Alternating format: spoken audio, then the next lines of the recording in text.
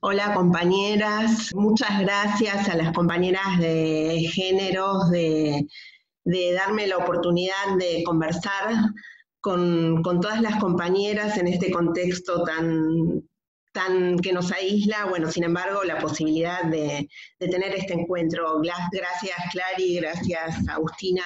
Bueno, espero estar a la altura de la expectativa que me fueron transmitiendo las compañeras en estos días cuando empezamos a charlar y empecé a contarles que íbamos a tener esta charla. Bueno, y vamos a ver, digamos, vamos a grabarla, pero después vemos si es necesario, la tiramos, después acordamos, digamos, si la conservamos o no, depende de cómo salga. Bueno, para las compañeras que no me conocen, yo soy Irene, soy profesora de historia, doy clases en la facultad, estudié en la facultad, pero básicamente me dediqué siempre a la formación y capacitación docente. Por eso no soy especialista en estos temas, pero bueno, por recorridos y por transmisión a otros compañeros me fui metiendo en temáticas fundamentalmente en general de la historia argentina. Bueno, aparte de esta presentación más formal, soy afiliada a ATE, del área de educación y, y tengo, digamos, otra identidad muy fuerte que hace unos años comenzó a atravesarme, que es ser la tula de las pibas de ATE, de la percusión Las Pibas de ATE. Esa identidad se fue apoderando de mí y conviviendo con las otras y transformándome. Bueno, un poquito la idea es, yo lo que quiero con ustedes es compartir. Si me pongo de costado es porque tengo acá los textos que me van a servir de guía. Compartir con ustedes mis lecturas a propósito de esta efeméride que es el aniversario de la creación del Partido Peronista Femenino. Compartir mis lecturas. Yo para poder armar esta charla releí una serie de autoras y autores que van a estar, vamos a ir pasando algunas diapositivas, algunas filminas, como dice el compañero Alberto.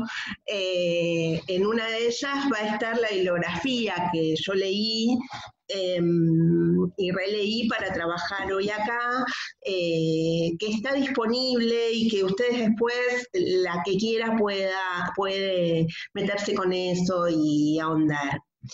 Bueno, las compañeras de la Percu que ya me conocen, quizás ya me escucharon con algunas de las cosas que voy a traer acá, porque bueno, a veces, como le decía hoy a Clarisa, soy un poco limadora, ¿no? Entonces entro a hablar y bueno, esa cosa de profesora que llevo conmigo. A ver, hoy vamos a conmemorar entonces esa fundación de ese partido peronista femenino del 29 de julio del 49, que es cuando se crea. Yo lo que les propongo es que piensen en esas mujeres, que se las representen. Todavía no existía la píldora anticonceptiva, no existía la minifalda, no existía el amor libre, no existía el divorcio en la mayor parte de los países. En Argentina las mujeres no podían disponer de sus bienes, o sea, configúrense a esas mujeres en sus cabezas como para tener idea de la magnitud de lo que vamos a conversar hoy. Y más allá de esa magnitud, lo sorprendente, como decía Agustina, es que es una historia que no es muy conocida, que finalmente quedó bastante invisibilizada, a pesar de que después del 83 el peronismo fue gobierno.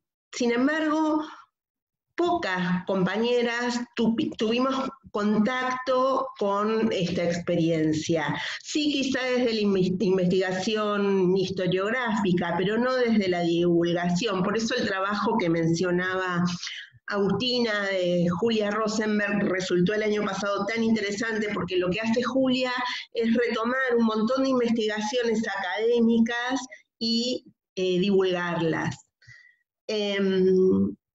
A mí me gusta pensar a Eva y me gusta pensar el Partido Peronista femenino en la trama del peronismo, en la trama de la historia del peronismo.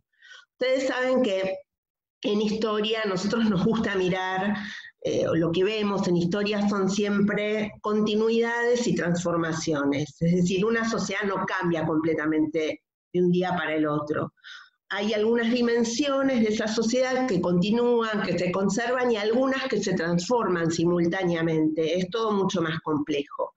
Pero en esa trama a veces hay acontecimientos que de algún modo rompen una estructura, de algún modo se destacan y producen inflexiones sociales. Bueno, uno de esos acontecimientos es sin duda el 17 de octubre. El 17 de octubre de 1945. A ver, muy rápidamente, perdón si soy pesada, me indicarán si me voy de tema, pero bueno, ¿qué pasó ese 17 de octubre? ¿O de dónde viene ese 17 de octubre? Ustedes saben que en 1943 hubo un golpe militar en donde por primera vez los militares hasta el momento habían sido una fuerza que acompañaba, digamos, una fuerza, el brazo armado del Partido Conservador, básicamente, o de los sectores más conservadores. En el 43 son los militares los que ya van a desempeñar y estar preparados para tomar cargos estatales. En ese contexto del 43, Segunda Guerra Mundial, había una configuración, digamos, de algunos de esos grupos de militares que tenían tendencias cercanas al fascismo, otros más católicos, algunos que venían incluso del apoyo al irigoyenismo, etcétera. No me voy a adentrar en eso. Sí decirles que es un golpe que viene a cortar un periodo que se llamaba la década infame, que fue la de 1930, en donde gobiernos civiles conservadores habían gobernado a través del fraude y con una exclusión completa de los sectores populares, fundamentalmente con un grupo social que venía en ascenso, en el sentido que se venía conformando, que venía creciendo desde, digamos, mediados de la década del 20, que es los sectores de las trabajadoras y los trabajadores industriales. Argentina había tenido un desarrollo muy fuerte como modelo, a través del modelo agroexportador, y la crisis del 30 va a traer un quiebre de ese modelo y un crecimiento más profundo de los sectores industriales. De algún modo Evita, que nace en 1919 en la provincia de Buenos Aires, es una desclasada de ese modelo, o una marginada de ese modelo agroexportador, porque ella nace en el casco de una estancia, digamos, en un sector de trabajadores más bien marginados, atravesada por esa historia familiar, en donde su padre es como capataz de una estancia que no reconoce a los hijos. Fíjense cómo de algún modo la historia de Eva está vinculada con la historia del siglo XX de Argentina y con esas transformaciones.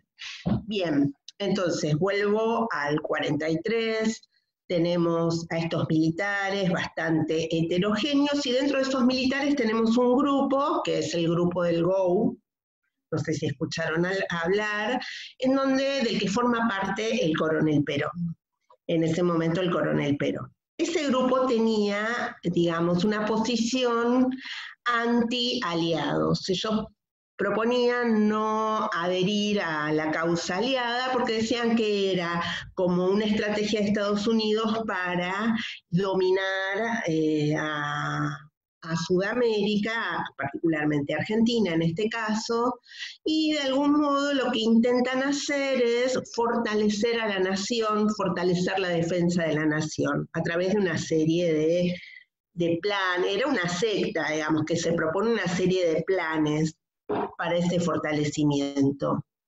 Entre ellos es conseguir una autonomía industrial en el país, configurar un Estado que sea un Estado que intervenga en la vida económica.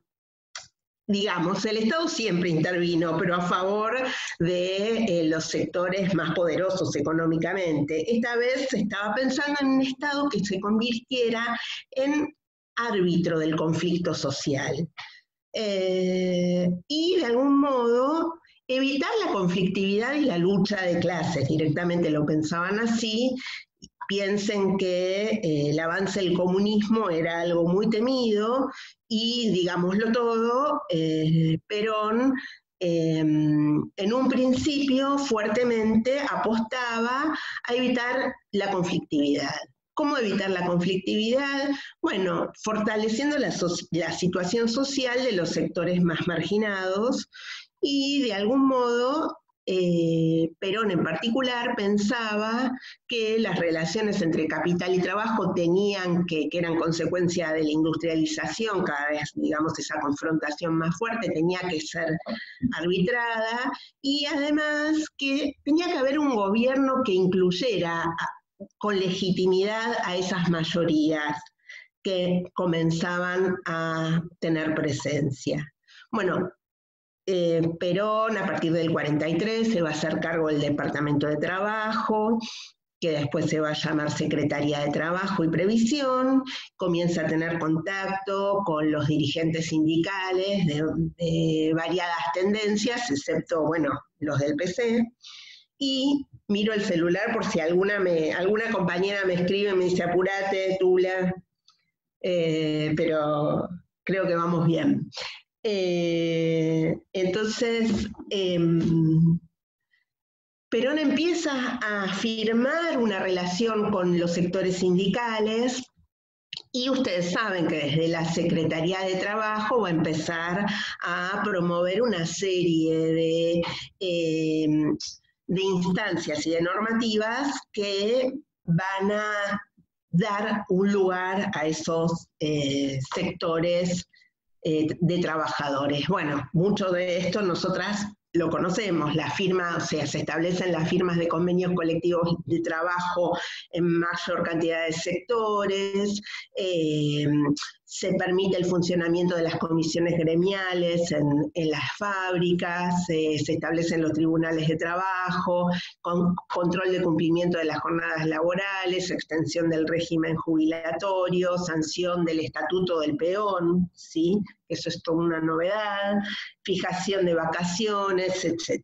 Bueno, hay un historiador clásico del peronismo que se llama Juan Carlos Torre, que él dice que en este intento de Perón de establecer una conciliación de clases y conjurar de algún modo también el ascenso del comunismo, convoca a los empresarios y les pide también un sacrificio, digamos, de su ganancia para poder incluir con una mejora en la redistribución de ingresos a estos sectores de trabajadoras y trabajadores. Bien. Lo que dice Torre, que es interesante, es que Perón, cuando se dirige a los empresarios con su proyecto, se da cuenta que no se encuentra con empresarios asustados por el ascenso del peronismo, sino que más bien son empresarios que están asustados de Perón y del movimiento que estaba dando Perón a los trabajadores. Dicen, bueno, mirá, vos en nombre de la paz, querido, estás movilizando a esta gente parémosla, y empiezan a correrse, digamos, esos con los que Perón quería contar del apoyo de Perón. También sucede con los partidos. Perón intenta armar una coalición de partidos dentro de los partidos que ya existían en ese momento, pero esos apoyos comienzan a correrse. Frente a esta presencia que empiezan a ganar los trabajadores, se comienza a generar un polo de oposición que presione incluso para que se apoye la causa aliada. Bueno, ahí hay toda una serie de tensiones. Y se suman a ese bloque de oposición no solo la derecha, sino también la izquierda, que veía en el gobierno militar y en Perón rasgos del fascismo europeo. A mediados del 45, las bases con las que quería contar Perón, de empresarios, partidos políticos tradicionales, incluso sectores del ejército, comienzan a corrérsele, y él empieza a perder esa base de apoyo y comienza entonces a estrechar su vínculo con los y las trabajadoras. En un momento determinado, los camaradas del ejército de Perón ceden a las presiones de la oposición, lo llevan preso el 9 de octubre, bueno, se lo destituye de sus cargos, y en ese contexto es que se sucede este acontecimiento del 17 de octubre.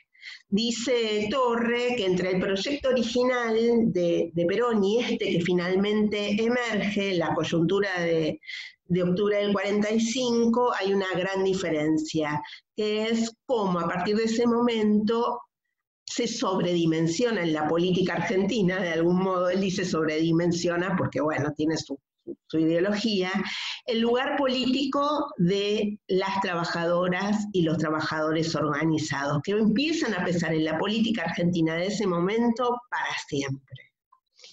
Bien, si te parece, Clary, poner la primera diapositiva, puede ser, si no, seguimos, no hay problema. Toda una aventura, pero bancame.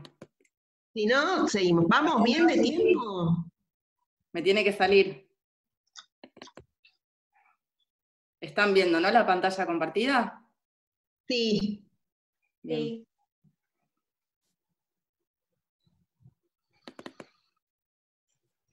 Pasamos a la de la que sigue, digamos, esa es la.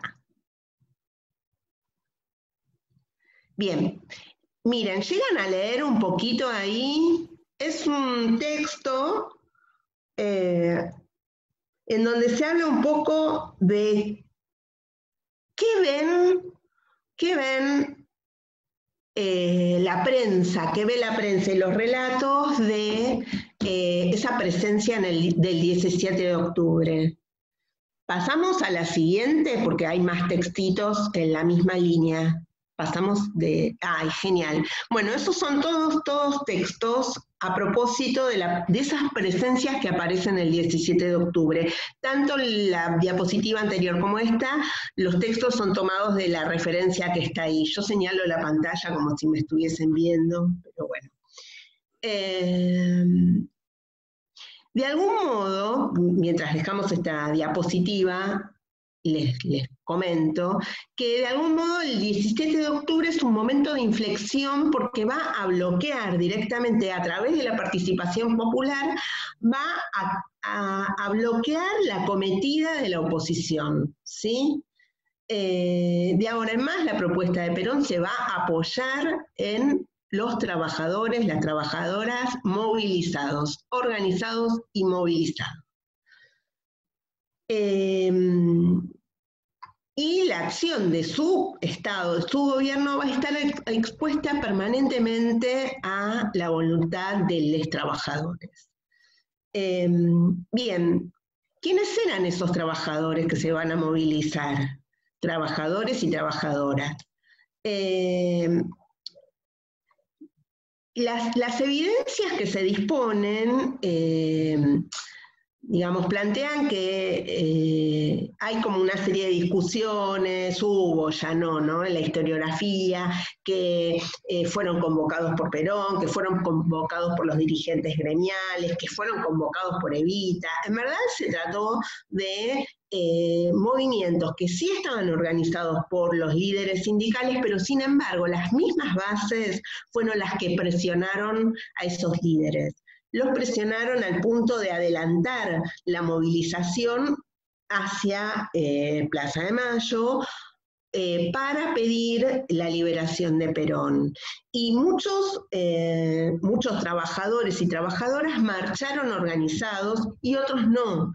Fue un movimiento absolutamente espontáneo y a la vez dirigido por la dirigencia sindical. Bien.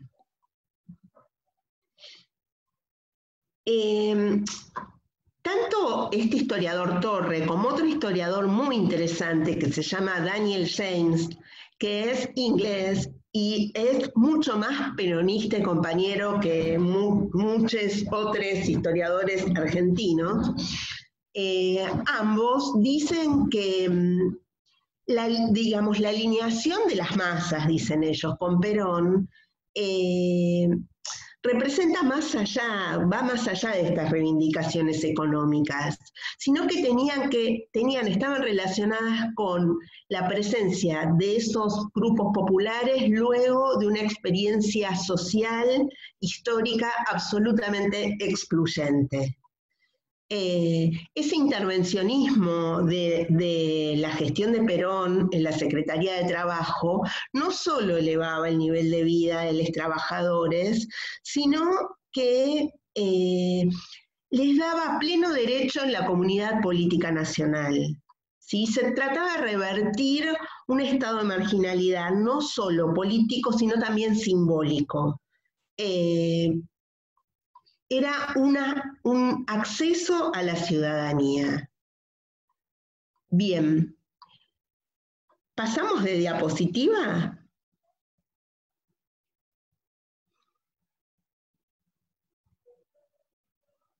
¿Se podrá? ¿Estamos?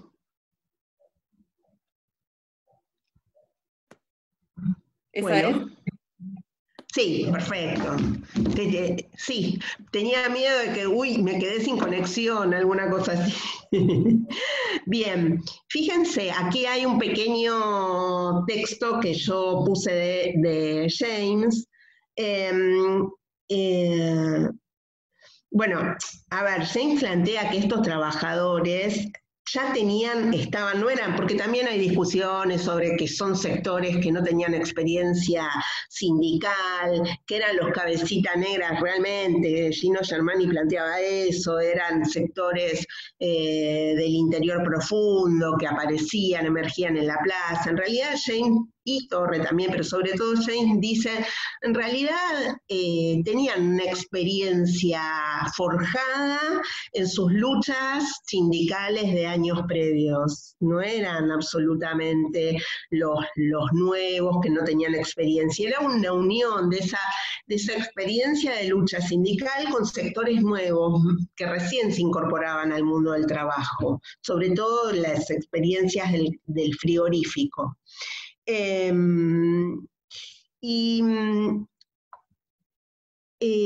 que dice ahí James, que me parece que es interesante, es que si bien ellos, digamos, estos sectores que se movilizan el 17 de octubre, pusieron en evidencia que la clase obrera tenía conciencia de la necesidad de defender sus intereses económicos y sociales, expresaban también un cuestionamiento social más difuso a las formas aceptables de la jerarquía social y a los símbolos de autoridad. Eso es bien interesante. A mí me parece que permite entender un poco más el 17 de octubre, entender más también después a la figura de Eva.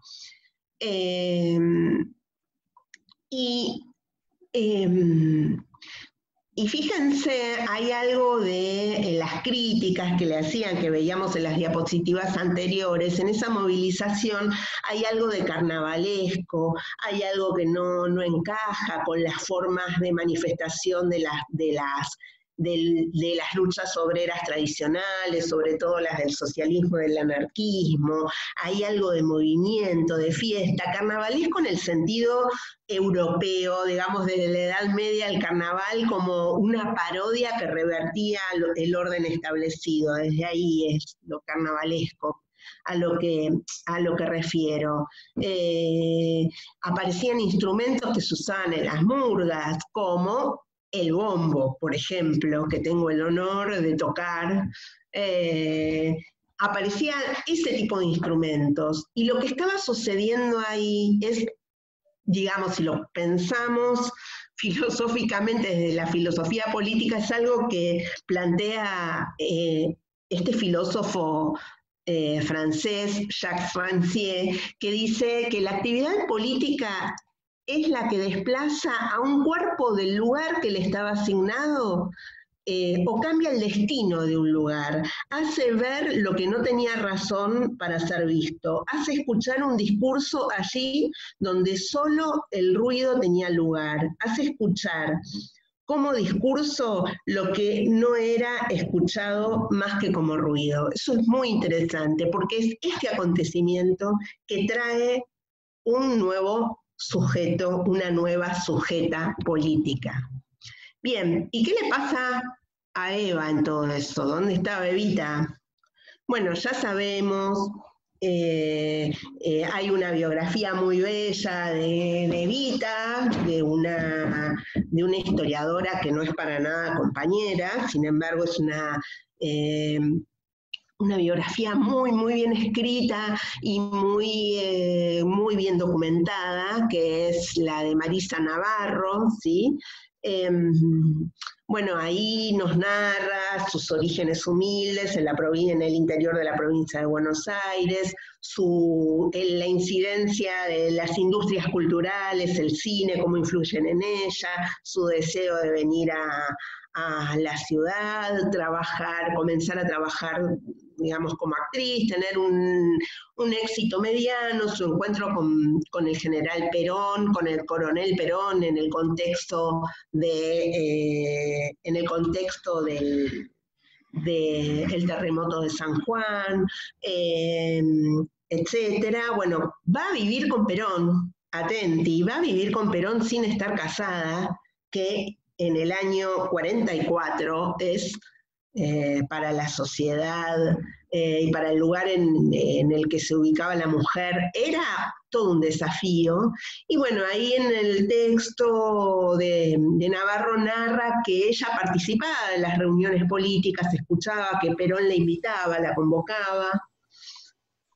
Pero ella todavía era una actriz, una primera dama, digamos, cuando va con futuro a ser una primera dama. Sin embargo, ¿qué le pasa a Eva con el 17 de octubre? Eva siente lo mismo que siente ese pueblo, ese lugar de marginalidad, de beneficios económicos y de acceso simbólico. Ella también lo vive. Ahí tiene una identidad muy fuerte con ese pueblo que se moviliza. De algún modo, a mí me gusta decir que en ese contexto Evita subjetiva, es decir, se hace una sujeta política, deja de ser una mujer objeto para pasar a ser una sujeta. De algún modo, fíjense que todas esas críticas que se hacían en la época sobre sus joyas, su vestimenta, tenían que ver con eso, cómo esta negrita plebeya está usando esos atributos de otra clase. Bueno, ella aparecía poniendo en cuestión eso, con su propio cuerpo, con su propia presencia. Y lo que le pasa a Eva con el 17 de octubre es que se convierte, deja de ser la mujer de Perón, sigue siendo la mujer de Perón, pero también pasa a ser la compañera Evita. ¿Sí? Ahí tenemos, si podemos pasar a la diapositiva siguiente, Clary, buenísimo.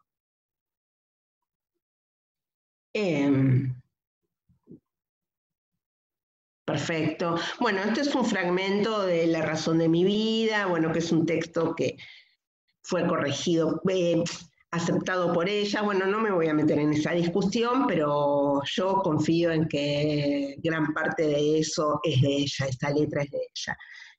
Bueno, confío y está documentado, no solo confío. A mí me gusta porque me gusta esto de resentimiento, me siento un poco identificada, a veces yo soy una resentida, pero bueno, lo que me gusta es lo que se puede producir con ese resentimiento. Soy resentida social, pero mi resentimiento no es el que ellos creen que se llega al resentimiento únicamente por el camino del odio, yo he llegado a ese lugar por el camino del amor, bueno, el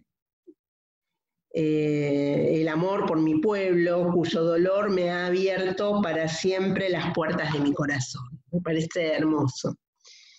Bien, entonces, una vez que Perón gana la presidencia en febrero, o sea, bueno, en este proceso de apertura, de la presencia de los trabajadores y de las trabajadoras, empieza a dar la campaña para Perón presidente. Él gana las elecciones en febrero del 46. Bueno, Eva empieza a tener una intervención pública muy importante. Primero a través de la obra social, que después va a ser la Fundación Eva Perón, perdón. También su pata gremial, eso es muy interesante. Ella dice que es la intermediaria entre Perón y los trabajadores. Ella lo sigue llamando Secretaría de Trabajo y Previsión, pero ya es ministerio. Ahí recibe delegaciones de compañeras y compañeros, incluso hasta participa en la firma de convenios colectivos, tiene una presencia muy potente desde lo gremial y también comienza a participar activamente, es la voz más activa en la campaña por el sufragio femenino y la reforma, digamos, y la reforma para decir, la reforma de la Constitución para que pueda ser reelecto Perón y el sufragio femenino. Si pasamos de diapositiva, te estoy internando. Este textito, bien. Este texto es un fragmento de un libro de Carolina Barry, que es una historiadora que investiga particularmente el partido peronista femenino. Es una investigación muy documentada, muy interesante, realmente altamente recomendable y es relativamente nueva. Son textos que quizás no toman abiertamente un posicionamiento ideológico, digamos, compañero, pero sin embargo, al hacer hablar a la historia, como digo yo, al acercarse, al ver su complejidad, bueno, a veces se vuelve peronista, digo, ¿no? Si uno se acerca a la historia, la hace hablar, se mete con eso. Bien. Ella dice, la ley del sufragio femenino y la reforma de la Constitución, que generaron de por sí una situación política particular, podrían verse como dos momentos de articulación en el liderazgo de Evita.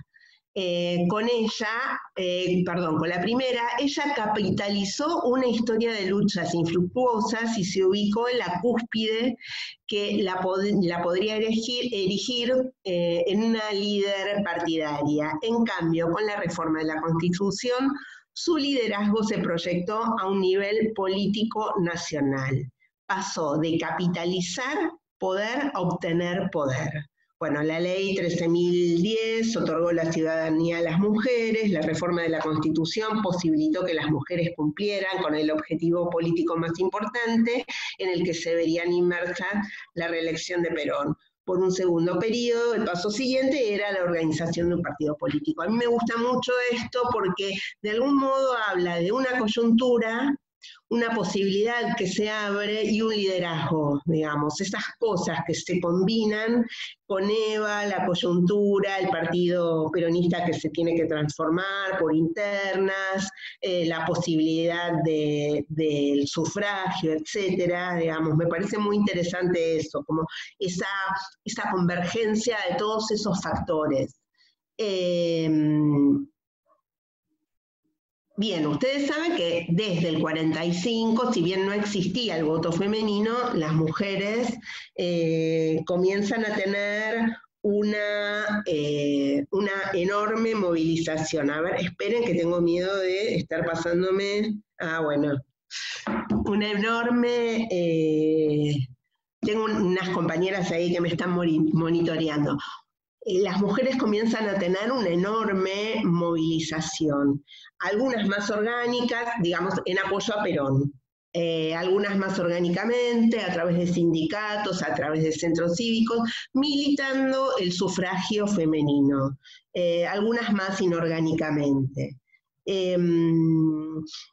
Se empiezan a crear centros cívicos femeninos, los partidos de la coalición que van a apoyar a Perón van a tener secretarías y comisiones femeninas, bueno, va a haber un centro universitario femenino,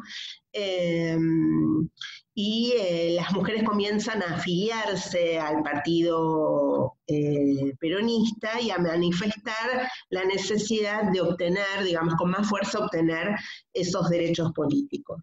En ese contexto, Evita Tom se convierte en la portavoz de la campaña del movimiento de mujeres, pero de un origen social en favor del sufragio femenino, pero esas mujeres van a ser de un origen social muy diferente a las primeras feministas sufragistas. Yo y otras amigas decimos que es un feminismo plebeyo.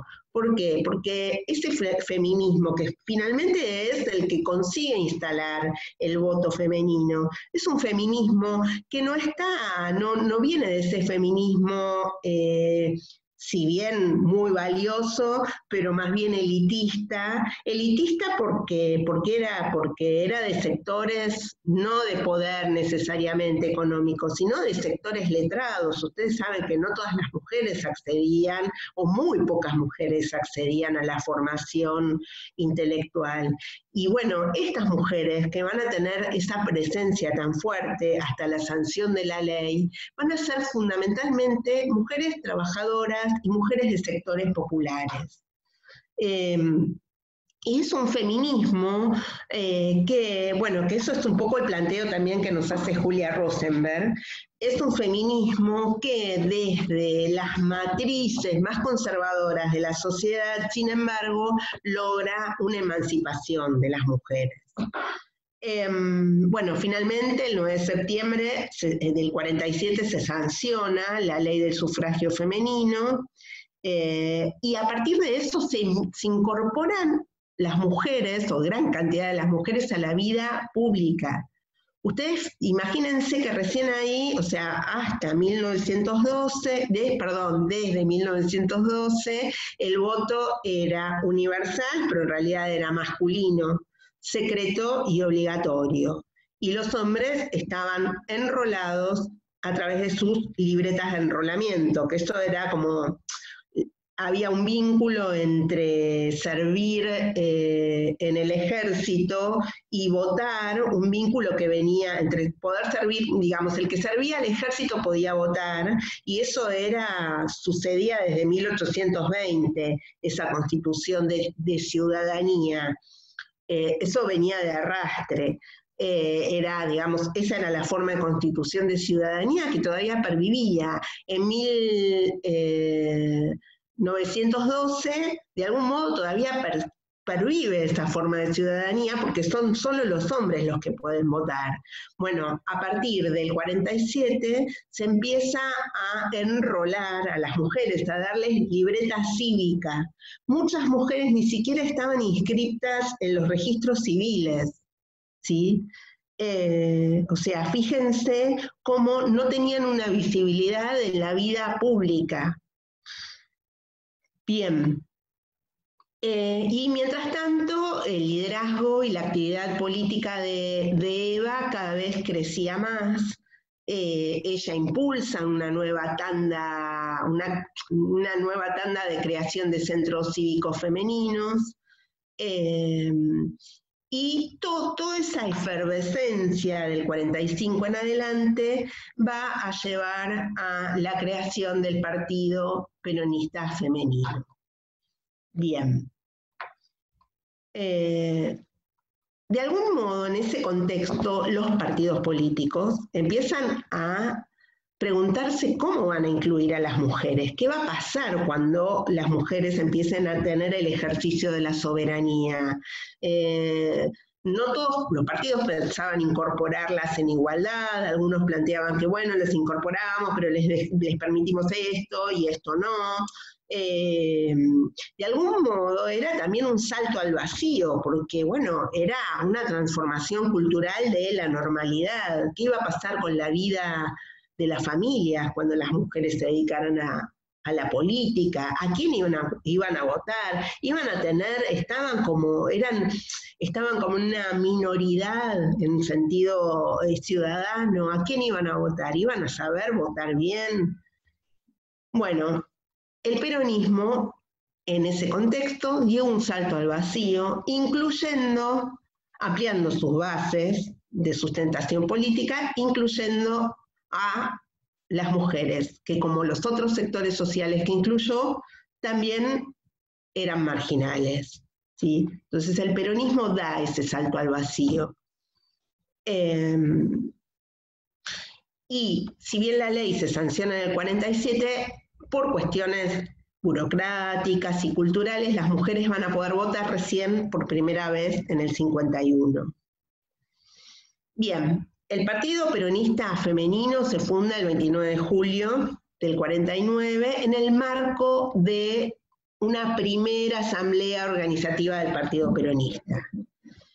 Bueno, después de muchas internas, del laborismo, del Partido Peronista, se vuelve a constituir ese partido como movimiento peronista que va a tener tres patas. El Partido Peronista Secas, el Partido Peronista Femenino y la CGT. Esas son las tres patas del movimiento peronista. Ahora, el partido que hoy nos convoca nace como una organización compuesta exclusivamente por mujeres, ¿sí? Y decían los documentos, vinculado íntimamente al movimiento peronista, pero en forma autónoma respecto del partido peronista, que integraban los hombres. Y también independientes y autónomos de sus unidades básicas. Esto no pasaba en ningún partido en la época. O sea, no pasaba ni en el socialismo, ni en el comunismo. Esa autonomía de las mujeres para crear su partido era algo absolutamente novedoso en Argentina. Bueno, ¿por qué solo mujeres? Y las personas que investigaron esta cuestión plantean como distintos motivos. Por un lado, por la moral de época, se trataba de resguardar, digamos, la reputación de esas mujeres, justamente reputación, porque las mujeres que participaban en política debían dejar de lado sus hogares, y toda mujer que dejaba de lado sus hogares por lo que fuere, era puta. Iba a estar en contacto con hombres, seguramente. Entonces, de algún modo, lo que busca Eva, que es como la ingeniera de este partido, es proteger a las compañeras de esa carga moral, sin salir ella misma quizá de esa carga moral, pero intentando protegerla. Entonces, incluso prohíbe directamente que en las unidades básicas del Partido Peronista Femenino ingresen hombres bajo cualquier cuestión. Otro factor que va a influir en esta autonomía del partido de las mujeres es algo sobre lo que alentaba Eva periódicamente a las censistas, ahora vamos a ver a las delegadas censistas, vamos a ver quiénes eran, diciéndoles que no se dejaran influir y ni siquiera aconsejar por los hombres, incluso los hombres peronistas. Porque si se dejaban influir y aconsejar, iban a correr el riesgo de adquirir los vicios que ellos ya tenían en la política.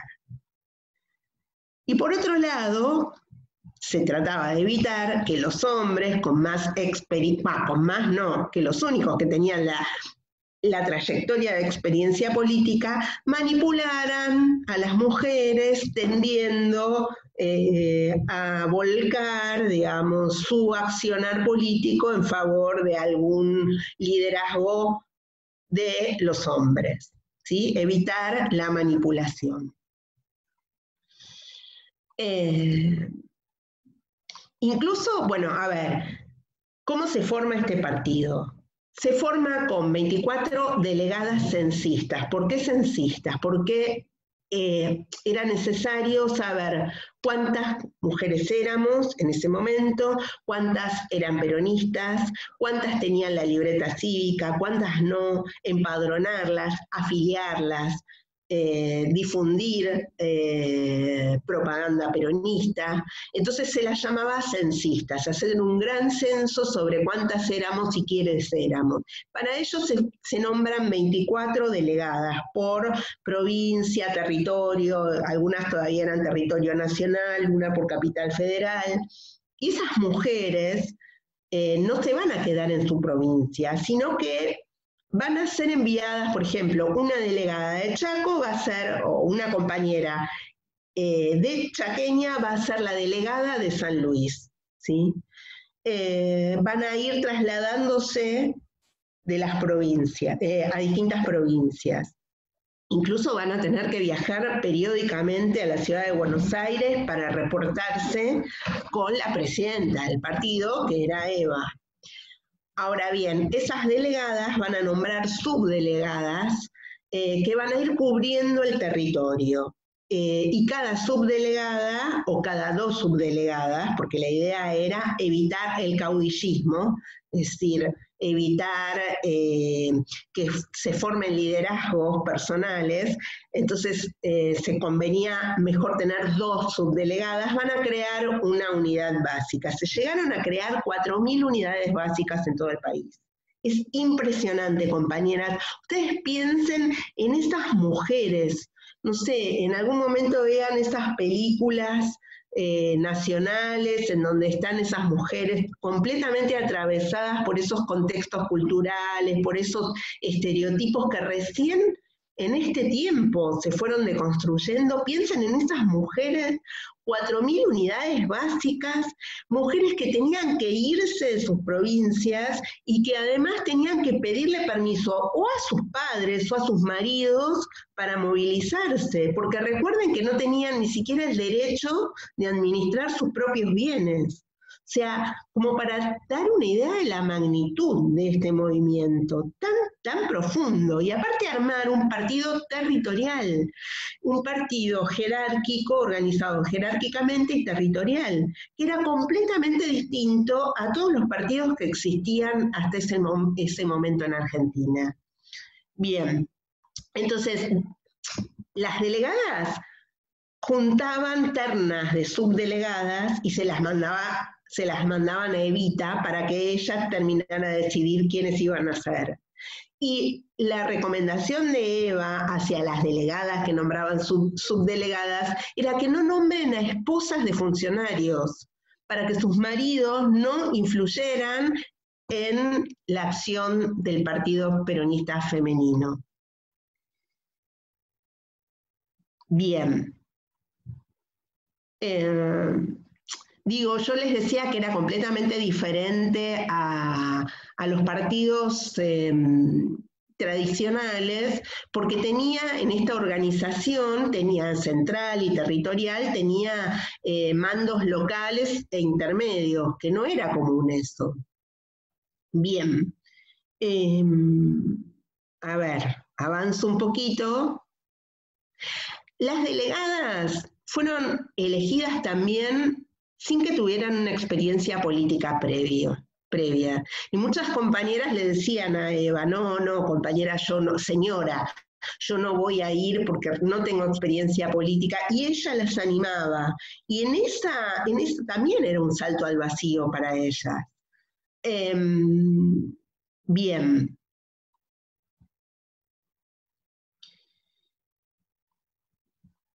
Sigo viendo a ver lo que todavía no les conté.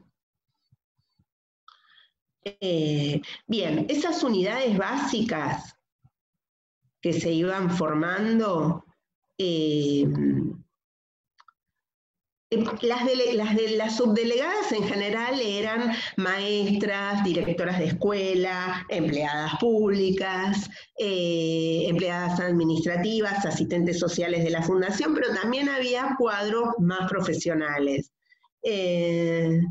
Y las subdelegadas se hacían cargo de un territorio y tenían que instalar una unidad básica.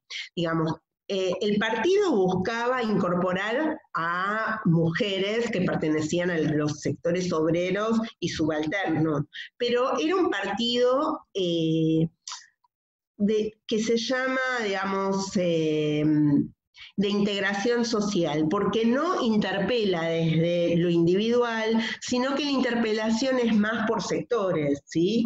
En este caso era, bueno, las mujeres, interpelaba en sí a las mujeres peronistas, a las mujeres enamoradas del proyecto del peronismo. Nuevamente, fíjense cómo acá está surgiendo este sujeto político, esta sujeta política, y volvemos a ese texto de Rancière que leímos antes, es decir, donde había ruido, ahora hay voces, ¿no? Fíjense cómo se va configurando eso. Bien. Y estas unidades básicas se convirtieron en espacios de sociabilidad que nunca habían existido hasta entonces. En realidad existían, digamos, los locales de militancia del anarquismo, del socialismo, del comunismo, eran espacios de sociabilidad más extendida, pero, a ver, esto tenía como una extracción popular.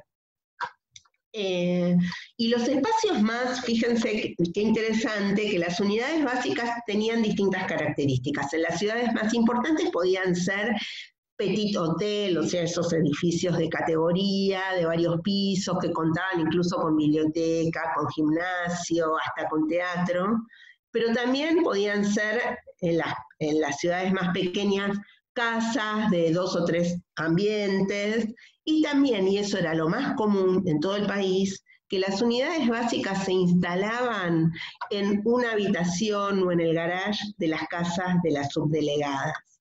Y entonces ahí dice, en este sentido, Julia Rosenberg plantea que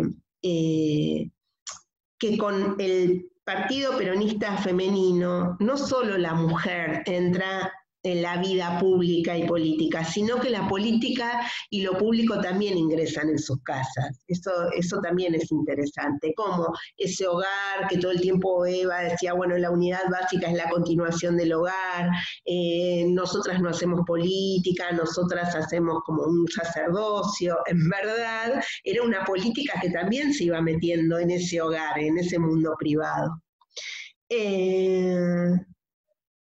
Bien, ¿cuáles eran las funciones de la unidad básica?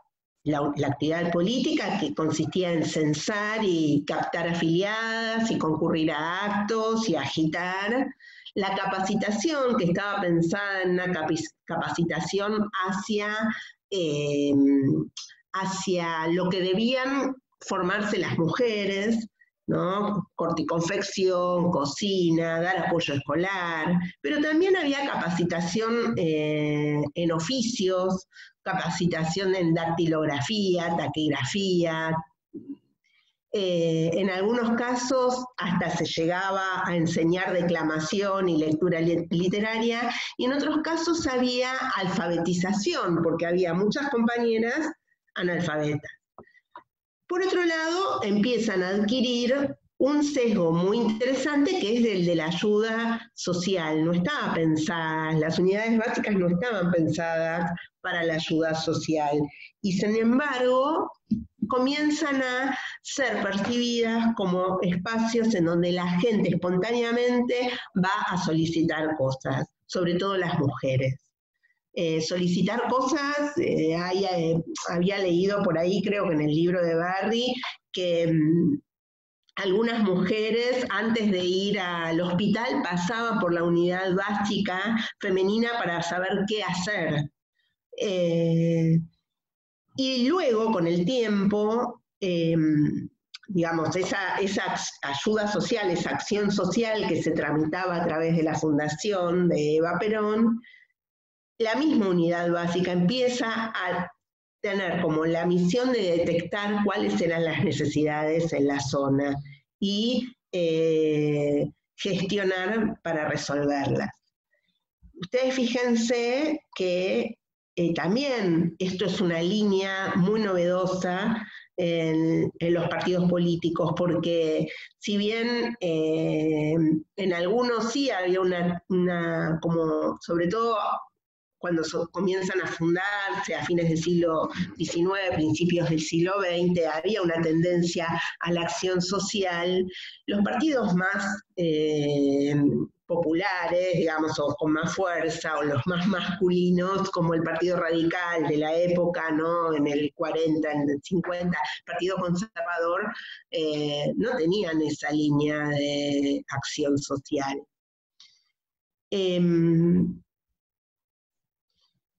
Estaba muy fuerte esta idea de definir la participación de las mujeres desde la acción social y no la política. Lo interesante, y a mí me parece que es como lo más interesante para pensar las vueltas que tiene la historia, ¿no? Y correr esos discursos que son, no, esto es así, quieren encontrar un feminismo como el de hoy en el pasado, no, digamos, todo tiene sus matices y sus recorridos. Entonces, lo paradójico para mí es que bajo parámetros culturales tradicionales, se logra sacar a las mujeres del mundo de lo privado, porque era tal la demanda de esa militancia que finalmente tenían que dejar parte de su función de madre, su función de esposa, su función hacia adentro, hacia el mundo doméstico, digamos. Esas funciones muchas veces prevalecían sobre las domésticas. Bien, pasamos a la otra diapositiva, ya voy cerrando. Bien, fíjense que estos son los resultados, digamos, en cuanto a mujeres de las elecciones de 1951. Fíjense el éxito que tuvo este partido peronista femenino en la cooptación y enrolamiento de las compañeras. Perón gana por el 63,9% de los votos, y los votos femeninos que saca el partido peronista es decir, el peronismo gana por el 63% de los votos femeninos, obtiene, ¿cómo se distribuyen los votos femeninos? Está en este cuadro, ¿sí? Del padrón de mujeres. Fíjense, todas las mujeres que van a apoyar al partido peronista, ¿sí? Y la enorme diferencia con el Partido Radical y con el resto de los partidos. Pero no solo es la cantidad de votos, ¿sí? Sino también digamos que la ley electoral de sufragio femenino también habilita que las mujeres ocupen cargos y van a acceder a las bancas 23 diputadas, 6 senadoras nacionales y ahí tenemos un error, 23 diputadas senadoras, dice 23 diputadas nacionales, lo tipié mal, 6 senadoras nacionales y el resto, 80 diputadas en las legislaturas provinciales. Esa cantidad de mujeres en el poder legislativo recién se va a repetir en la década de 1990 con el cupo femenino. Nunca más se va a repetir. Y mientras esta cantidad de mujeres en 1951 por el peronismo acceden a estas bancas, el Partido Radical no presenta ninguna mujer, el Partido Demócrata tampoco, el socialismo tuvo 3 solamente y el comunismo 2. O sea, el éxito del Partido Peronista Femenino está más que probado con estos resultados. Bueno, yo me quedo recuperando muchas cosas a partir de estas lecturas y esto que intenté transmitirles. Una de ellas es esto de las compañeras que le decían a Eva que no tenían experiencia, que cómo se iban a lanzar a esa política si no tenían experiencia, a ir a esas provincias, a militar, a convencer a las compañeras, a enrolar, si ellas no tenían una experiencia más allá de sus hogares.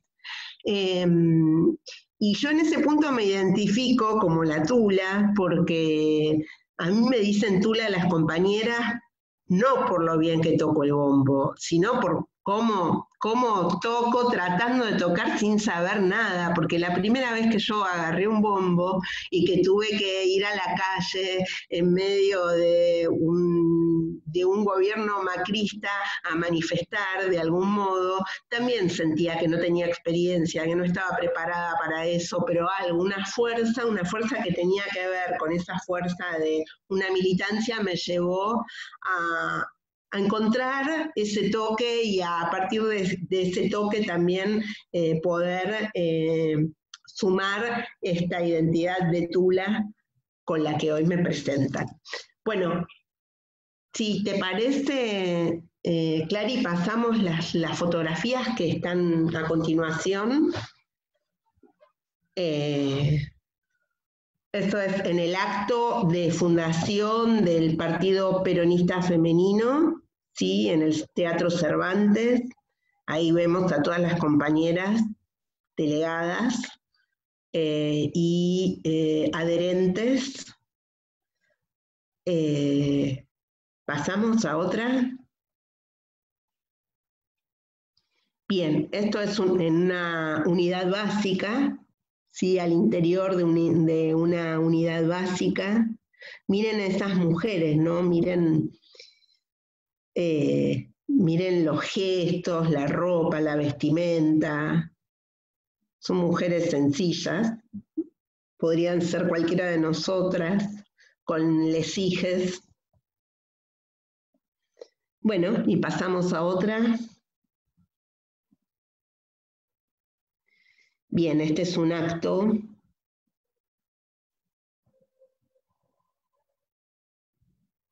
Hermoso también en el frente a una unidad básica. Bueno, ahí el origen popular de esas compañeras es súper claro. Bueno, y ahora queríamos proponerle lo siguiente. Si pasamos de diapositiva, ahí está la propuesta. Ah, había una más, la compañera Eva en el Cervantes. Y Perón, y el compañero Perón. Bueno, estos son la bibliografía que yo usé para esta charla, que después, si quieren, con Clarisa se la pasamos, pero lo importante es que es para la que tenga ganas de profundizar, eso está ahí accesible. Y bueno, y por último, lo que les vamos a proponer. Bien. A mí me parecía que para participar era, en lugar de que, como participar, soy docente, entonces armo consignas, bueno, eso, me pasa eso, tengo ese problemita. Entonces, la propuesta es participar a través de esta consigna, ¿sí? Les propongo que lean las siguientes frases que vamos a ver en la próxima filmina, pertenecientes a discursos pronunciados por Evita, y que elijan una, ya sea porque les llegó más al corazón, porque les interpela por algún motivo, porque va en línea con sus convicciones, o incluso también porque desacuerdan con esa frase. Después que la leen, la que tenga ganas, vayan tomando la palabra, Clarisa va a administrar la lista de oradoras y cuenten qué frase eligieron y por qué. ¿Sí? Bueno, y en la próxima y última diapositiva están las frases. Bien, bueno, yo ahora me muteo, voy a buscar algo para anotar por las dudas. Ah, no, anoto acá. Ahí está. Y la que tiene ganas se suma a elegir la frase.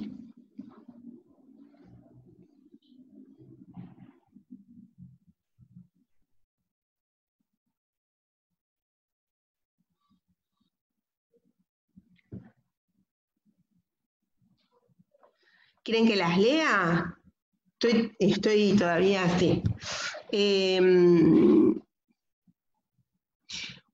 La primera dice, Evita alertaba periódicamente a las censistas respecto de que no se dejaran influir y ni siquiera aconsejar por los hombres del partido, pues corrían el riesgo de adquirir los vicios que ellos tenían en política, como también la intención de querer manejarlas dada su experiencia anterior. Bueno, esto no es una frase de Eva, sino que es un relato, digamos, de las censistas. Cuanto más pequeñas, más las quiero. La que a ustedes le parezca más insignificante es la que está más cerca de mi corazón. Eso Evita a las delegadas censistas. En la puerta del hogar termina la nación entera y comienzan otras leyes y otros derechos. La ley y el derecho del hombre, que muchas veces solo es un amo y a veces también un dictador. Bien, voy a tratar de leer las otras, que las tengo medio tapadas acá a ver, trato de leerlas desde acá.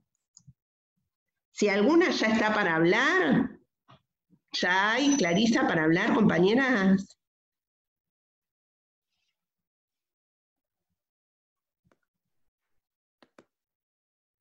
Ya te digo.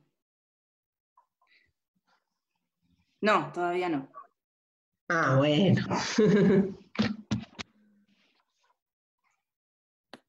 Bien. No sé si me escuchan, dice, nadie sabe para qué está preparada hasta que lo hace. Evita las delegadas censistas frente al planteo de algunas sobre la falta de capacidad para desarrollar la tarea. ¿Sí? Seamos unidas, yo quiero que la mujer argentina logre algo, que llegue, que triunfe. La señora de Perón no quiere absolutamente nada para sí, sino que las mujeres tengan un arma poderosa en su unidad y que sean organizadas. Así triunfaremos, si no, no. Nadie dirá que no es justo que paguemos un trabajo que, aunque no se ve, requiere cada día el esfuerzo de millones y millones de mujeres, cuyo tiempo, cuya vida se gasta en esa monotonía, pero pesada tarea de limpiar la casa, cuidar la ropa, servir la mesa, criar los hijos, etc. Bueno, si alguna quiere participar, estaría genial. Sí, podemos arrancar por Vico. Te tenés que poner el micrófono, Vico. Ahí estoy. ¿Se me escucha? Porque a mí el Zoom me suele funcionar bastante mal. Se escucha, se escucha. Bueno, no, claramente la que más me interpela es la que hace referencia a la unidad como instrumento de conquista o como la herramienta que entiende Evita como el arma más poderosa para que el partido feminista, peronista, feminista, llegase hacia algún destino que claramente lo llegó, como lo expuso Tula en la primera elección después de esa ley, y cómo, nada, todas estas frases siguen teniendo vigencia, pero sobre todo esta, me parece que nos, o por lo menos a mí me interpela profundamente porque su conductora política básicamente hace hincapié en que si no hay unidad y no hay organización de las mujeres, no hay posibilidades de triunfar en absolutamente ningún ámbito o ninguna propuesta. Eso me parece que se expresa mucho, o qué es lo que debemos intentar expresar en la militancia feminista, y sobre todo en la militancia feminista sindical, que es una tarea tan compleja, y parte de eso es este tipo de formaciones que el área de géneros posibilita, de encontrarnos todas en un contexto que nos tiene tan atomizadas, tan aisladas, tan separadas físicamente cuando nos encontramos todo el tiempo en la calle, y seguir sintiendo que podemos seguir construyendo esa unidad y esa organización para terminar de prenderlo fuego todo. Así que nada, eso. Muchas gracias, Tula. Es hermoso escucharte siempre. Tranco, Vico, ¿no? Prendamos fuego todo de una. Estaba Aisha anotada también. Hola, ¿qué tal, compañeras? ¿Cómo están? Bueno, primero, Tula, muchas gracias, fue hermoso escucharte, fuiste súper clara y estoy orgullosa de vos como compañera de bombo y de la percu. Bueno, me interpelaron las 6 frases, pero la que más me sentí identificada fue la que nadie sabe para qué está preparado hasta que lo hace, y me paro también desde el contexto, ¿no? Como vos mencionabas, sobre el rol de la mujer en ese momento. Y que Eva haya sido la mujer que propuso y que incentivaba a estas otras mujeres que quizás no confiaban en lo que podían llegar a hacer, fue maravilloso, porque, bueno, con todo lo que contaste queda claro que hicieron revolución también dentro de la política, y en lo personal, porque a veces a mí también me pasa de esto de decir, bueno, no estoy preparada para tal o cual decisión, ¿no? En lo que tiene que ver con el gremio y demás, y haber escuchado en su momento, es la segunda vez que escucho esta frase, por una de los documentales que hay sobre Evita, que ella les decía, ¿no?, a estas muchachas peronistas, que el soldado se hace en el campo de batalla, ¿no? Y bueno, claramente es eso, hay que animarse, y también lo importante y lo necesario de nuestra presencia como mujeres dentro de la militancia política es maravillosa, y también para poder agregar a lo que decía Vico con respecto a la unidad, ¿no? Va a haber unidad si estamos nosotras y las disidencias dentro de la lucha y la militancia política. Así que bueno, gracias, Tula, por el aporte, te quiero un montón, y saludo a todas las compañeras de la PERC. Ese es mi aporte. Genial, estaba anotada también Liliana Tagliani. ¿Estás por ahí? Sí, hola, ¿qué tal? Buenas tardes a todas, y a Irene, felicitaciones. Soy de una época en que he conocido personalmente a diputadas y senadoras de la primera época. Por ejemplo, te nombro nada más que a las hermanas Gatti, porque no creo que aquí nadie conozca a todas esas señoras, y he participado y he militado con ellas en el último gobierno de Perón, cuando fuimos a Olivos, porque ahí alguno de los libros que vos nombrás debe decirlo, Irene, en relación a que el partido, las mujeres seguimos dentro, las del Partido Justicialista, porque veo ahí una fecha que es hasta el 55. No, cuando vino Perón fuimos todas a la residencia de Olivos, había ahí una interna política que no importa discutir ahora, y luego se comentaba en ese momento que eran muchas, por ejemplo, las que yo conocí, eran hermanas de un dirigente político importante que luego, por ejemplo, fue gobernador. Entonces, una era diputada y la otra era senadora. O sea, porque al principio costó mucho encontrar mujeres, no por falta de capacidad, sino porque era una cosa nueva. Es distinto a nuestra situación actual, que es más cómoda. Cuando yo fui delegada sindical, era una novedad, me impuso la gente, te hablo de la década del 70, y bueno, era la única que estaba ahí en el sindicato de obras sanitarias. Entonces, la lucha siempre estuvo, y a mí lo que más de esto me motiva es cuando pone que en la puerta del hogar termina la nación entera y comienzan otras luchas y otros derechos, porque yo viví la época en que se decía que Evita mentía porque ella en su libro y en sus discursos y demás invocaba que la mujer se tenía que quedar en su casa, y ponían videos de la época de Franco donde al hombre hay que recibirlo y ponerle las zapatillas. Y eso es lo que yo viví en la juventud, ¿no? La lucha contra otras mujeres de otras ideas políticas, obviamente, y fundamentalmente antiperonistas, que decían, esto es una mentira, porque ella decía que había que atender al marido. Sin embargo, ahí tenés claro que dice, en la puerta del hogar termina la nación entera, comienzan otras leyes y otros derechos, la ley y el derecho del hombre, que muchas veces solo es un amo, y a veces también un dictador. O sea, le quieren sacar el rol, digamos, de feminista verdadero, haciendo apología de estas cosas que yo te digo que se divulgaron hasta cuando yo era joven. Nada más, por lo demás me encantó que me hayan invitado, chicas. Un gusto de ver a la juventud, me fascina. Qué grande. Tula, te hago una pregunta, ¿te parece que salga de las diapos? Así Sí. ya podemos. Sí. Perfecto. Ahí volvimos todas.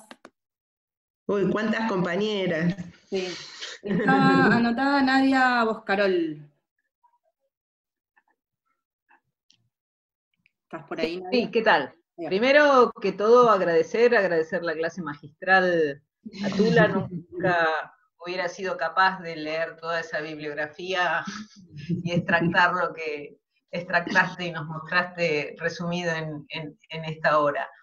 Bueno, ahora me sacaron el machete para poder leer las frases, pero dos cosas. Una, que todavía es una deuda, la que dice que nadie dirá que es injusto que se reconozca y se pague por el trabajo no reconocido que realizan las mujeres, y en ese sentido que nadie dirá que es injusto hacerlo, pero todavía tenemos mucho por delante porque todavía no es un hecho el que este trabajo no reconocido sea pagado, así que ahí tenemos un objetivo de lucha. Y lo otro, respecto a lo que si uno está preparado o no para hacer un trabajo, quería referir una breve anécdota que tuve el gusto de trabajar con Yolanda Ortiz. Yolanda Ortiz fue la primer secretaria de Ambiente que puso Perón en el año 75 y que trabajó hasta su último año de vida, digamos, ad honorem, en la Secretaría de Ambiente, donde trabajo yo ahora en el Ministerio, y que ella contaba que cuando le ofrecieron el cargo, ella le dijo a Perón, pero yo no me siento preparada para este cargo, y que la respuesta de Perón fue, ¿y usted se cree que yo me siento preparado para ser el presidente de la República? Así que nada, era eso, y nuevamente agradecer la charla. Genial. Juli Pérez, Lavallem.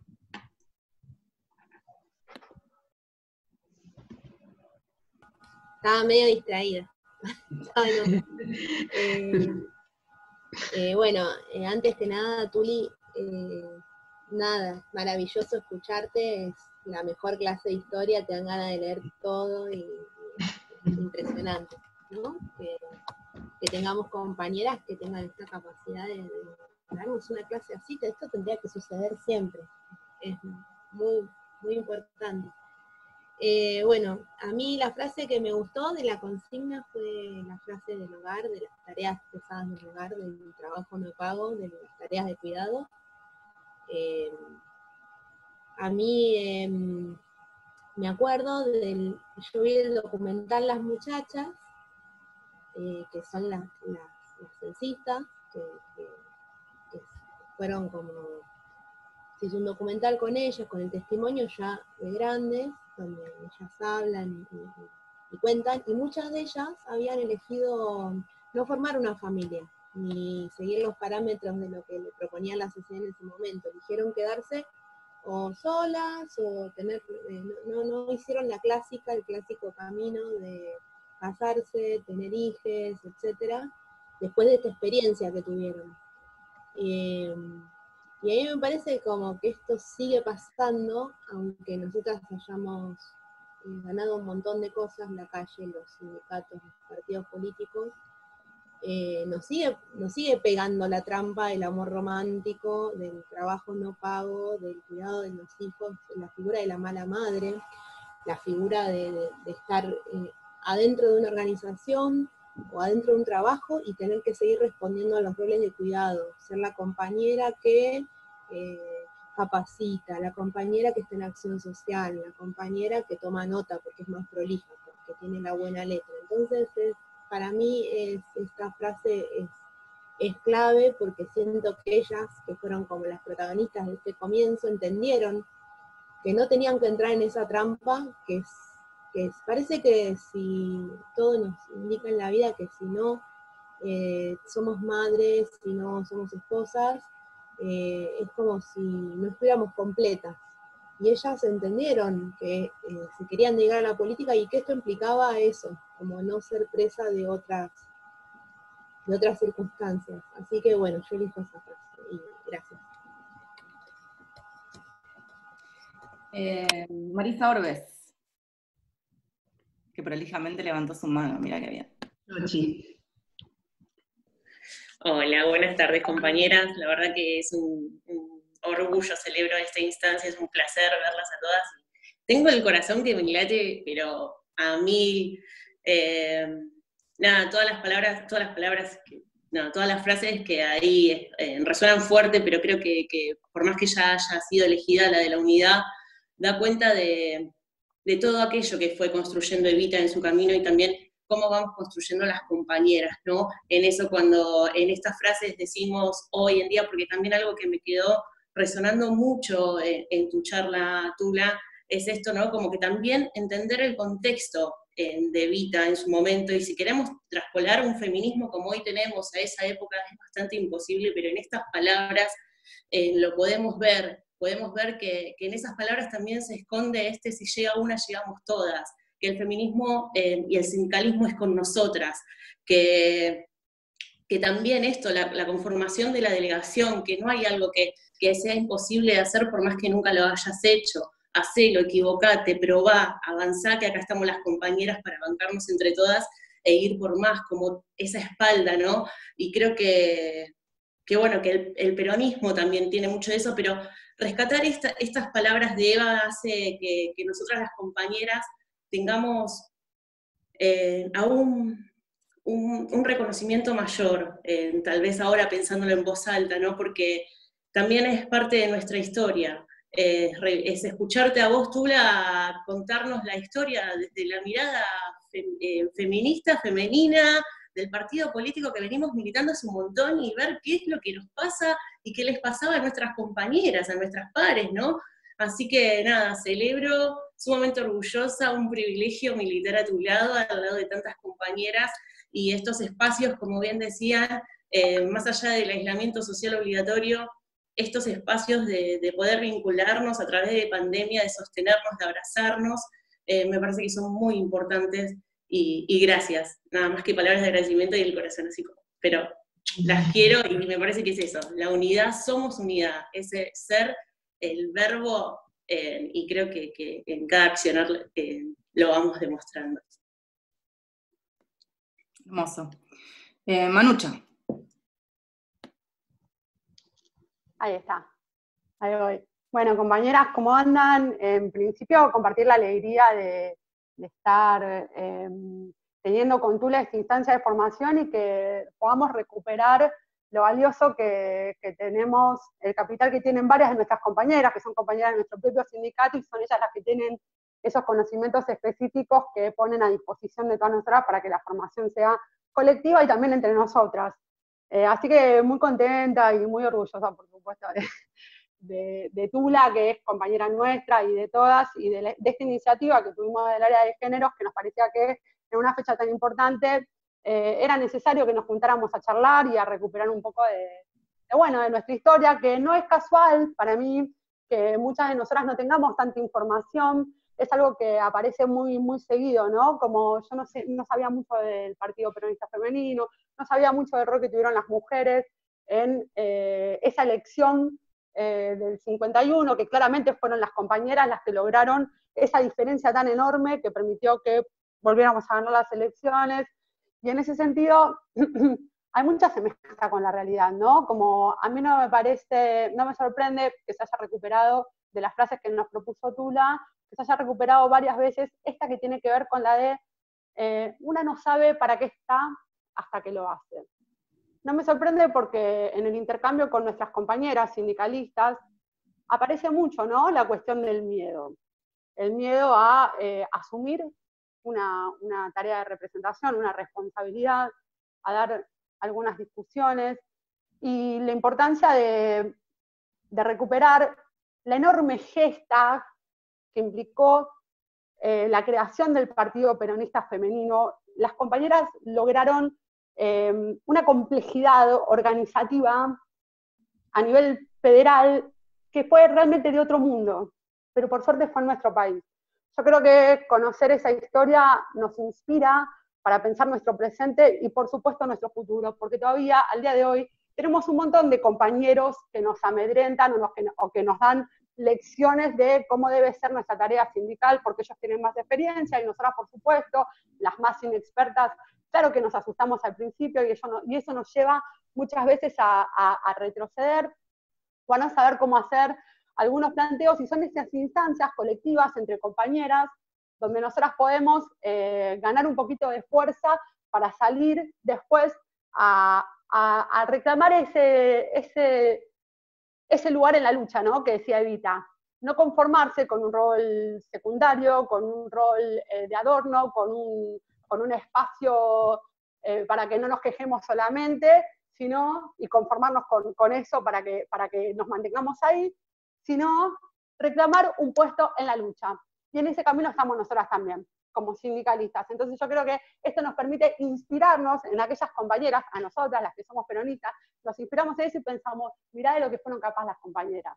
Por algún motivo pareciera ser que el peronismo es cosa de varones, ¿no? Porque eso también nos lo pusieron, el sindicalismo, el peronismo, ¿no? Como es algo mucho más masculinizado. Sin embargo, la importancia que tuvieron nuestras compañeras, las compañeras mujeres de la época, para que el peronismo creciera y además fuera a buscar votos y ganar las elecciones. Miren qué importante. Entonces nosotras, compañeras, vamos a reclamar esos lugares en la lucha. Estamos en ese camino hace un tiempo, pero queda mucho todavía por delante, así que creo que estas son las instancias donde a nosotras nos da la fuerza para salir a dar esas batallas que tenemos que dar en cada uno de los lugares a donde nosotras estamos desarrollando nuestras tareas sindicales. Así que vamos por más. Muchas gracias a todas, les mando un beso enorme. Eve.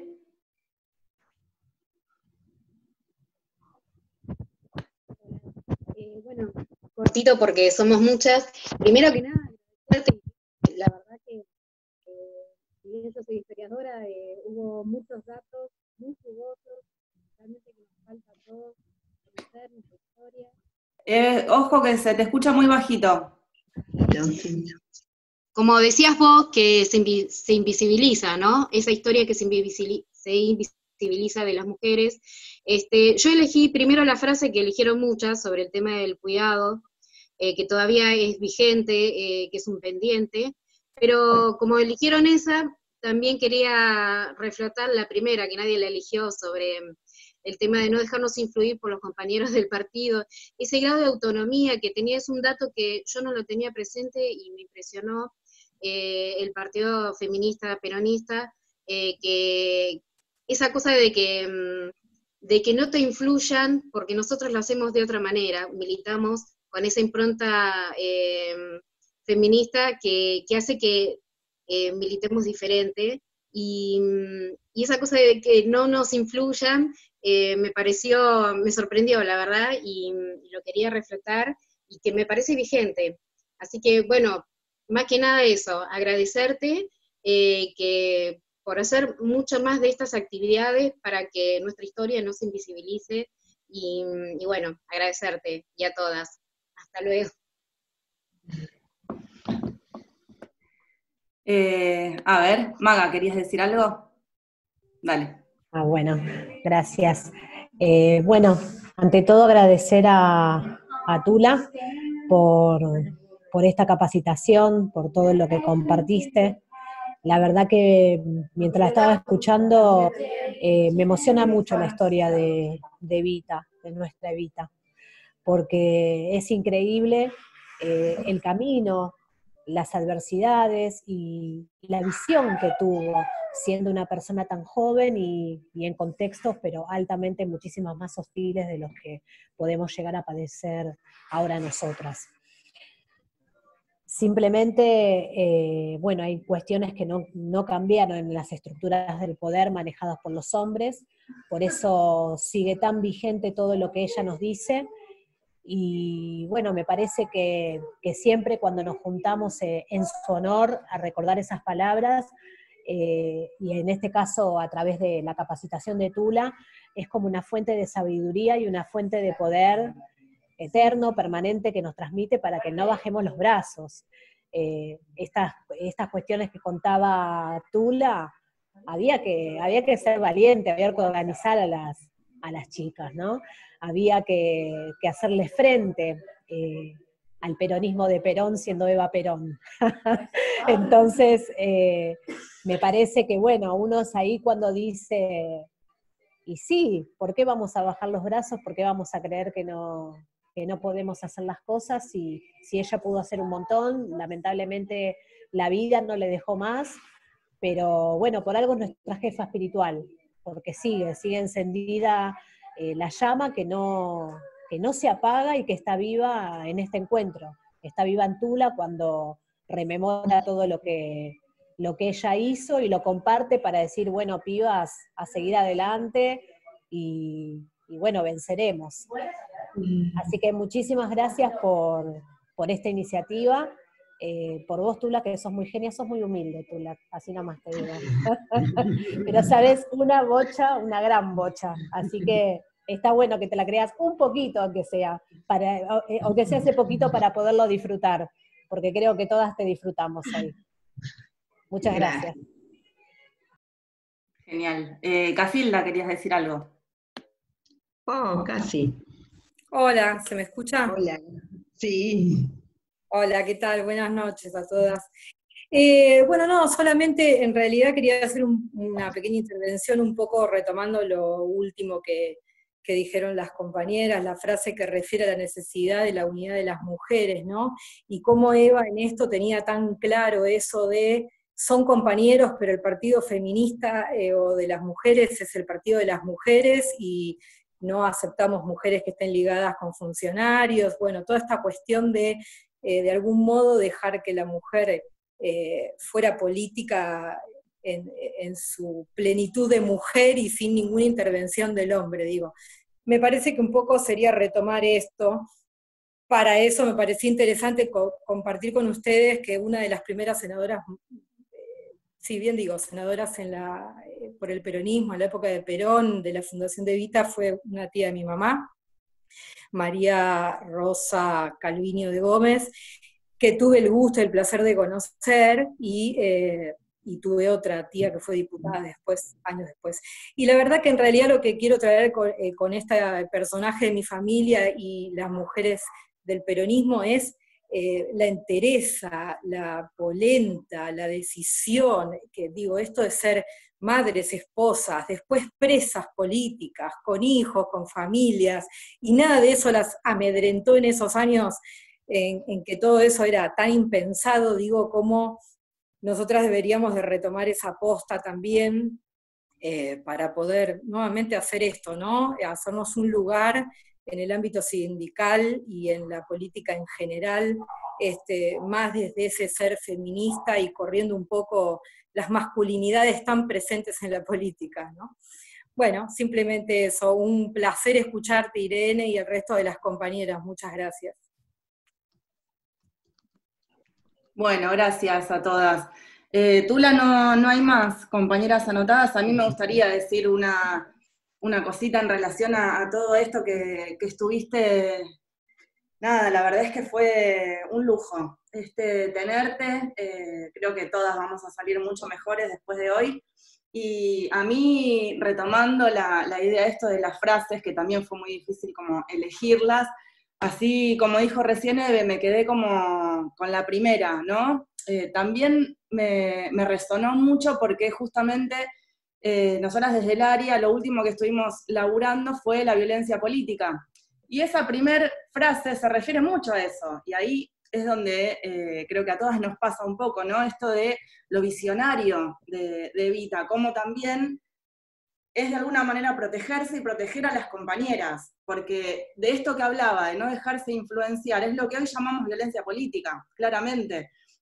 ¿No? Esto que también decía Manucha un poco en su intervención, ¿no? Esto de silenciarnos, de decirnos cómo y cuándo, y por qué hacerlo, y esta falta de autonomía, que claramente es lo que vos decías al principio, Tula, ¿no? Posicionémonos en el momento, la coyuntura y el contexto histórico en el que se empezaron a desarrollar estas compañeras, en el que Evita empezó a formarse y a formar a sus propias compañeras. Eso a mí, la verdad es que me vuela la cabeza, me parece que fue un momento glorioso de nuestra época, de nuestro país, y todo esto que hoy estamos viviendo, toda esta nueva oleada feminista que tanto estamos disfrutando y que tanto nos abraza, me encanta pensar que también es gracias a ella, ¿no? Gracias a esas compañeras, que muchas fueron antes que Eva, pero a partir de Evita somos todas mucho mejores. Me encanta pensarlo desde ese lugar, y hoy me parece que todas nos estamos llevando como esa magia, ¿no? de ese momento histórico y de ese contexto y de toda la lucha y la valentía que tuvieron estas mujeres para empoderarse y para organizarse. Así que yo no tengo más que palabras de agradecimiento a vos, Tula. La verdad es que me encantó la clase magistral que nos diste, y me encantaría que cierres con alguna palabra para las compañeras que acá estamos aguantando. Bueno, primero gracias compañeras, pero infinitas gracias. No quiero emocionarme, pero bueno, para mí era una situación muy especial, porque si bien, bueno, yo vivo de dar clases, no es lo mismo dar una clase, si bien siempre, bueno, en la docencia siempre está la política, no es lo mismo dar una clase a un grupo de docentes, bueno, de estudiantes, que a un grupo de compañeras, porque es un compromiso muy grande poder compartir, porque es una forma de dar también, digamos, los recorridos que yo hice, y aportar esas lecturas para que sean lecturas también de ustedes, es algo muy conmovedor. Y gracias a cada una de las que estuvieron presentes, gracias a las palabras que me fueron diciendo, realmente, bueno, ya saben, son lo mejor de la vida, ¿para qué voy a abundar en eso? Yo pensaba, bueno, fui tomando nota, en realidad pensaba por ahí retomar algo de lo que dijeron, pero me parecía que ya, ustedes ya lo habían dicho todo, en esa, pero bueno, esto de la, dos cosas pensé, como para cerrar, para no repetir lo que ustedes dijeron.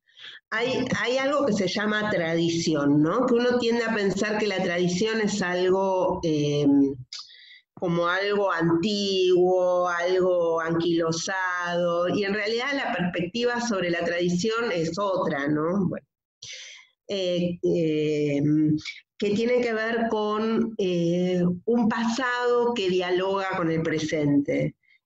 Un pasado que me cuenta cómo fue el pasado, pero para poder dialogar con el presente, para poder transformar el presente, ¿sí?